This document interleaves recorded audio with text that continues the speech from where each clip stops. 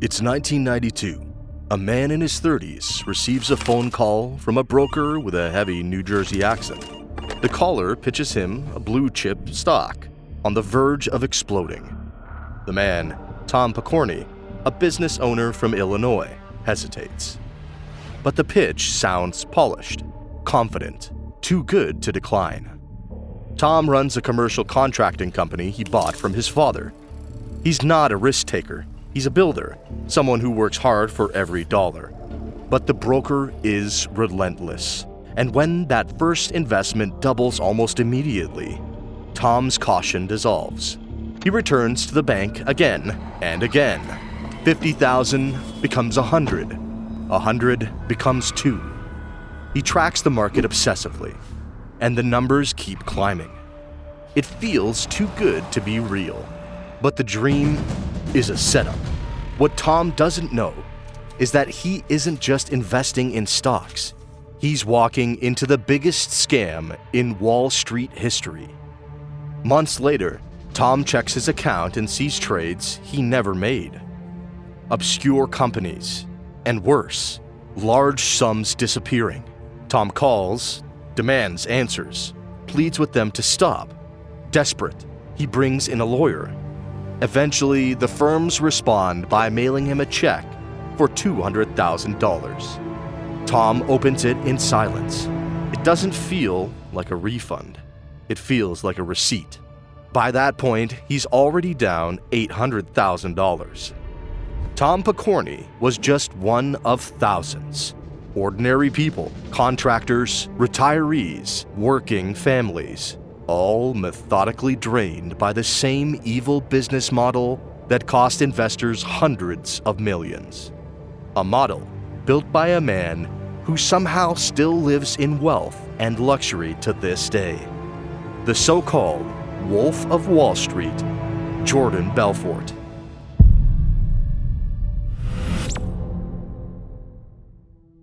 Wall Street, 1987. Jordan Belfort is 25, sharp, ambitious, and broke. He lands a job at LF Rothschild as a trainee broker. The dream? Get rich selling stocks to millionaires. But just weeks in, Black Monday hits. The biggest one-day market crash in history. Rothschild collapses, and Belfort is let go. For most people, that would be the end of the story. Walk away and find a new career path. But Belfort doesn't walk away. He pivots. He takes a job at a small firm on Long Island, selling penny stocks, cheap shares in obscure companies that no one's ever heard of. Most of them are garbage, but the commissions are massive. Brokers keep up to 50% of every sale. And with penny stocks came something even more valuable than profit: freedom. There were few regulations in the over-the-counter stock market, and huge profits to be made if you could inflate a stock's value and dump it before reality sets in. That's when the idea clicks.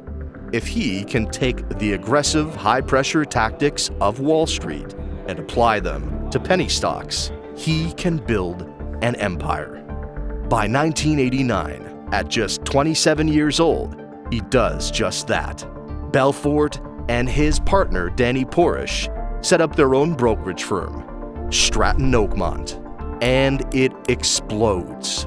Within a few years, Stratton is taking companies public, raking in millions, and dominating the over-the-counter market. It becomes the largest OTC brokerage in the country. OTC, short for over-the-counter, meant Stratton dealt in the shadows. These weren't blue-chip giants with strict oversight. They were unknown stocks, traded off the main grid. Cheap, volatile, and easy to manipulate. Exactly the kind of market where a scam like Belfort's could thrive. Stratton Oakmont helped take at least 35 companies public. Belfort became a multimillionaire before he turned 30. From the outside, it looked like a rocket ship. A young genius building a Wall Street empire from nothing. But inside, it was something else entirely, because none of it was built on real success. And the people on the other end of the phone, they were about to lose everything. You certainly never want to lose money in some sort of stockbroker scam, but today's security threats are far less obvious. Right now, your most sensitive personal details are likely being sold online by simply searching your name on Google. That's exactly why we partnered with today's sponsor, Aura, an all-in-one digital security platform that handles the dirty work for you. When you create an Aura account, their system automatically searches the web to identify data brokers selling your personal information, then forces them through the complex removal process. Doing this manually would literally take you years, but Aura can scrub your data from hundreds of these broker websites automatically. Within just a few weeks, you'll see a dramatic drop in those annoying spam calls and junk emails. But Aura goes way beyond just data removal. They're continuously scanning the dark web for traces of your personal information and will immediately notify you if anything suspicious occurs. Plus, you get access to their premium VPN service featuring over 100 server locations worldwide. In our increasingly connected world, safeguarding your personal data isn't optional anymore. Aura makes it simple. Start your free 14-day trial today by going to aura.com/Viper. At the heart of Stratton Oakmont's business model was a simple but devastating scheme: pump and dump. It started with a cold call. A young, confident broker would reach out to an unsuspecting investor, usually someone middle class. They'd pitch a can't-miss opportunity, a company on the verge of exploding, a chance to get in before anyone else. But what the clients didn't know was that the game was rigged from the start. Inside the sales floor, young brokers barked into headsets. Every broker followed a tightly scripted routine, drilled into them like lines in a play. Every objection had a preloaded answer. Every hesitation was a signal to push harder. They weren't just trained to persuade. They were trained to never take no as an answer. Most of the stocks their clients were buying were junk, handpicked by Stratton Oakmont. Before the pitch calls even began, the firm quietly bought up massive amounts of cheap, low-volume shares. Of course, not in their own name. They used rat holes, trusted outsiders who purchased and held the shares on Stratton's behalf to avoid detection. Brokers pitched each stock as an exclusive ground floor opportunity, the kind of insider deal usually reserved for the ultra-wealthy. To the client, it felt like access to the next Microsoft or IBM. And at first, Stratton made sure the illusion felt real. They control the stock so tightly, they could guarantee movement. An investor might put in $10,000 and see it turn into $30,000 within weeks. It didn't feel like a scam. It felt like success. The result? Instant trust. Clients began investing larger sums. Some took out loans. Others liquidated retirement accounts. But once the money was in, it wasn't coming out. If an investor tried to sell, brokers stalled. They dodged calls, transferred them endlessly. Sometimes they refused to execute the order at all. Meanwhile, the rat holes quietly dumped their shares into the market. The price collapsed, and the investors, they were left holding worthless stocks with no way out. One by one, clients watched their profits vanish. Some lost thousands. Others, like Tom Pokorny, lost almost everything they had. This wasn't a one-time trick. It was a machine, a system, and Stratton ran it again and again, company after company. To the outside world, Stratton Oakmont looked like the future of Wall Street. The firm was booming. The phones never stopped ringing. The brokers were young, rich, and relentless. They wore designer suits, drove exotic cars, and partied like rock stars. And at the center of it all was Jordan Belfort, a self-made millionaire who built an empire from nothing. At least, that's how it looked. Belfort became a symbol of success. His brokers worshipped him. The media covered him, and clients believed in him. Because who would suspect fraud from a company that seemed to be winning so loudly? Stratton Oakmont even helped launch the IPO of Steve Madden, a legitimate brand that added credibility to everything they did. The connection came through Danny Porish, Belfort's business partner, who knew Madden personally. It was a moment that made Stratton look untouchable. But what no one saw was the chaos happening behind the curtain. Inside the office, it was a circus. Strippers, drugs, champagne-fueled celebrations in the middle of the workday. Brokers were getting rich by lying and were rewarded for doing it better than anyone else. Belfort didn't just build a firm, he built a cult. A sales floor where pure greed was the only rule, where getting rich fast was the standard. And if you had to ruin someone to do it, that was just part of the job. But while the parties raged and the money flowed, complaints were piling up.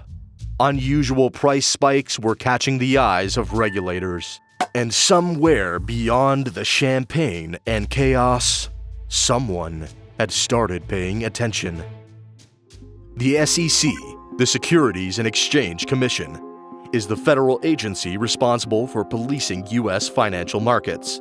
Alongside them was the NASDA, the National Association of Securities Dealers, which oversaw brokerage firms like Stratton Oakmont and the brokers inside them.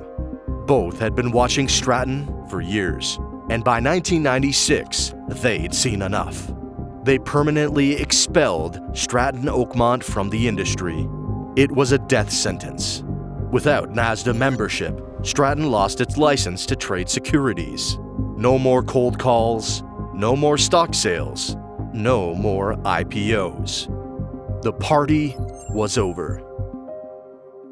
Regulators called Stratton Oakmont one of the worst actors they had ever seen, a firm that showed, quote, obvious disregard for all rules of fair practice. The business was finished, but the investigation was just getting started. Behind the scenes, the SEC referred the case to the FBI, and with it, years of suspicion, files, and whistleblowers. That's when the Bureau assigned Special Agent Gregory Coleman, known for following dirty money through the shadows. And what he found was a financial crime scene. Even though Stratton Oakmont was no longer in business, its paper trail was still warm. Coleman and his team began reconstructing the fraud piece by piece. They dug through trading records, forced banks to turn over account documents, and traced deposits across offshore accounts. They interviewed victims, compared sales calls to account activity, and mapped out how Stratton manipulated markets and preyed on investors. The scale of the fraud was staggering, something the FBI had never seen before. But the final break came from somewhere no one expected. To hide their profits, Belfort and his inner circle had funneled millions into Swiss bank accounts. For decades, Swiss banks were nearly untouchable, protected by some of the strongest secrecy laws in the world. They rarely, if ever, handed over client information to foreign authorities. Criminals around the globe relied on them as safe havens, but Belfort pushed too far. He used nominee accounts, fake companies, and forged paperwork to disguise the movement of money. And when a Swiss banker connected to the scheme was arrested in the US for an unrelated crime, he flipped. Facing serious charges, he gave the government exactly what they needed: names, accounts, documents. The paper trail that finally cracked Belfort's offshore empire. Now there was nowhere left to run. Jordan Belfort was arrested in 1999 and charged with securities fraud and money laundering. He faced decades behind bars, but Belfort did what he always did best. He sold something. This time, he sold out his own team. He gave them everything: names, emails, account records. He walked prosecutors through how the scam worked, step by step, and one by one, his colleagues were arrested.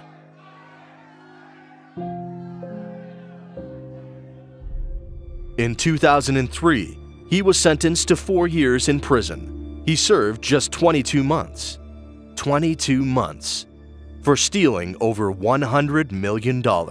For defrauding more than 1,500 people. For ruining lives. Then he walked out and turned his crimes into a brand. He became a motivational speaker, wrote bestsellers, toured the world giving advice on sales and persuasion, the very tools he used to scam people in the first place. Today, Jordan Belfort is a free man.